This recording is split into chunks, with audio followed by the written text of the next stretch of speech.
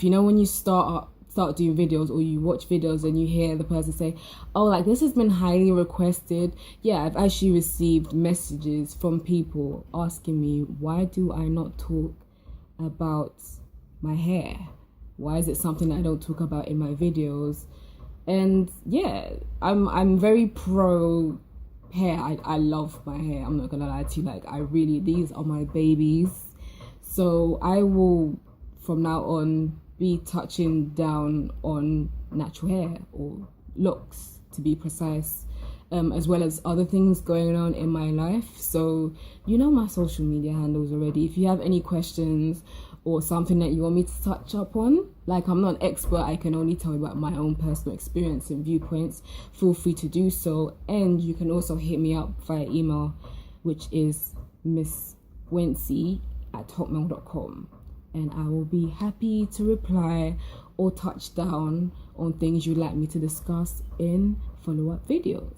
I have had my hair chemically treated for the longest while, since I was a child. I couldn't tell you what age, but from what I can see via pictures, I was quite young. I at first had my hair curly permed. To some of you lot, that would be called jerry curls.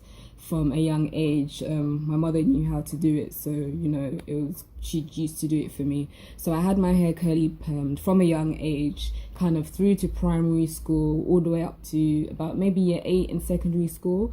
And then from year 8 onwards, I started getting my hair relaxed. And then I had my hair relaxed through the rest of secondary school, through college, up until maybe first year of university. I was always getting compliments on my hair, whether it was jerry curled or relaxed, comments about my hair being thick, my hair being long, and so forth. But in 2010, I just started to become very bored and frustrated with the fact that my hair just used to kind of flop and was dead straight. There was no volume in my hair, and I just started to become very fed up of having chemically treated hair. I just felt like, why do I put chemicals in my hair? It's not very necessary.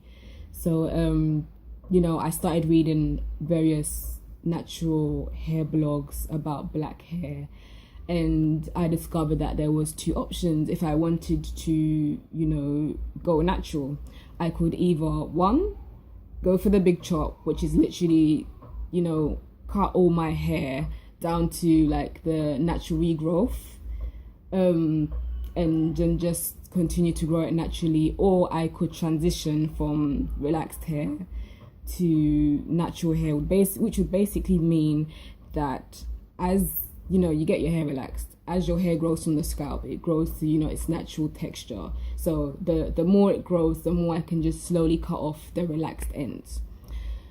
So I at first decided to opt to transition from relaxed hair to natural hair. And to cut a long story short, it was an absolute horrendous idea, because I hated the fact that my hair would then kind of grow from my scalp like thick and curly, and then the ends would just be dead straight and floppy. And it got to one stage where it was causing my hair to break out. So I woke up one morning in 2011 and just thought, F this, I'm going to the barber shop and I'm going for the big chop. I didn't even tell anybody I was doing this. I didn't tell any of my friends. I didn't tell any of my family, nothing. I just went, got it done. And when I got home, my mum and dad were in, I remember that day, and I kind of walked in and my mum was like,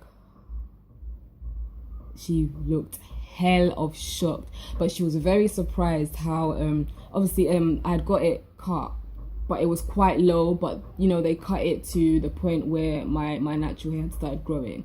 So the after I got it shaved off, I then went to a lady who then what do you call it? Is it gel twist? So it's like gel got it done in gel twist, so it looked nice. When I left, I was even surprised by the kind of, you know, stares that I was getting and attention that I was getting. And I was thinking, like, it's very interesting how I've gone and cut my hair, and, you know, I was getting compliments like, oh, your look, it's really good, and etc, etc. So when I went natural, I actually had no idea that I would end up locking up. Like, I literally just went natural, just like, yeah, I'm fed up of having chemically treated hair. It's time for me to just appreciate the hair that grows from my scalp. That's what my intentions were at the time. My kind of go-to hair at first was getting the gel twist done. And when I did have my hair out, I was using African Pride's leave-in moisturizer. That's all I was using to just put in my hair. And as time went on, my hair began to grow and stuff. So this was in 2011, like I said, January 2011. So as the months went on, you know, my hair obviously continued to grow and grow, and, you know, I was looking into various hair products, although the leave-in conditioner was kind of my main thing. And then I started to realize that I was admiring people that had locks. I saw lock wearers, you know, or people with dreadlocks, I should say, as people that are empowering. Like, there's power in their hair. It sounds very strange, but I saw it as a sign of strength. So, you know, I started reading and watching videos about dreadlocks and stuff. And at the time, there was a lady that used to do my hair, and I went to her one day, and I was just like, you know, I'm thinking about growing dreadlocks. Like, how do I go about in doing it? And she was like, well, she doesn't specialize in dreadlocks, but, you know, what she will do for me is she will start it off for me. So I basically started off these locks in plaits. It was not 2-strand twists, it was just normal plaits. And then I left it, looking back, because this was a while ago, I think I left it for 12 weeks. I couldn't wash my hair, so I had to use dry shampoo, you know, to like clean my scalp and clean around it and so forth. And then after that, luckily I had a friend that specialized in natural hair, so then she started taking care of my locks in terms of interlocking and, you know, treating it. So she was taking care of my hair until up about a year ago, when I started to, you know, take it upon myself to learn how to interlock my hair. I've had my locks for over 5 years now. As you can tell, it's dyed. I've actually, you know, one thing before I was going to get locks, everybody kind of knew me as somebody that changes their hair frequently, changes their hair color all the time. So everyone was like, oh my gosh, you're getting locks, like, how are you gonna cope? Because when you have locks, you cannot change your hair. And I was like,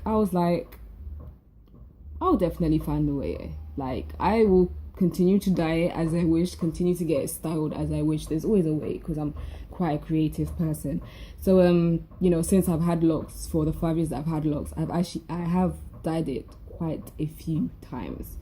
When my friend was taking care of my hair, I also got it styled. For the past year that I've been interlocking my own hair, I must admit I have been very lazy with styling it, but nevertheless, you know, you can see I have the ends dyed in 3 tones. I do need to get it redone soon, but, you know, when I get my hair dyed in 3 tones, I get it done professionally. That's something I don't do by myself. I learned how to interlock my hair simply by watching videos on YouTube. I think people underestimate the power of the internet, and a lot of us have the internet right at our fingertips. So if you want to discover or learn new things, you can just search it up online. Interlock my hair with this thing. Hopefully you can see it. It's called a crochet hook or latch hook. You can get this. I got it off eBay for 99p, but when I came to Ghana, I stupidly forgot to pack it with me, and a friend of mine in Ghana got it for me for 20 cedis. So if you're in Ghana, I'm guessing 20 cedis is roughly the price for it. I interlock my hair maybe once every 2 months. But to be honest with you, I have told myself that if I can go longer than that, then I will, because I don't want to be interlocking my hair too much, because I feel, or I believe, that it can be quite damaging for the roots if you do it too often. When I started my locks, it was very, very short. It was nothing like this. It took a while for it to, you know, mat as well. It took about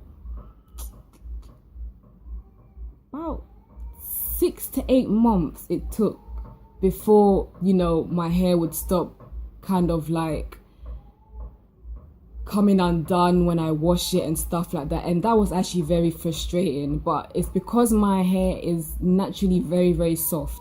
You know, for your hair to mat, like the duration that it takes for your hair to mat depends on your hair texture. If you are considering, you know, going through a lock journey, one thing that you need to have is patience.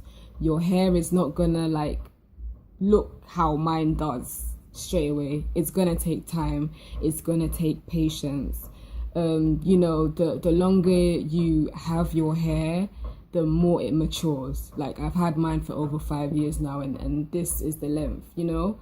God willing, in another 5 years time, it will be a lot more longer than this. And the beautiful thing about having natural hair, or starting your natural hair journey, one thing that I really, really enjoyed was finding what works for me in terms of hair products, which is something that I'm looking forward to touching up on in, you know, other videos. It's great to always work out what works well for you. And you will also be very surprised that a lot of things that may work very well for a lot of people may not work for your hair and scalp. It's just one of those things. Until then, be good.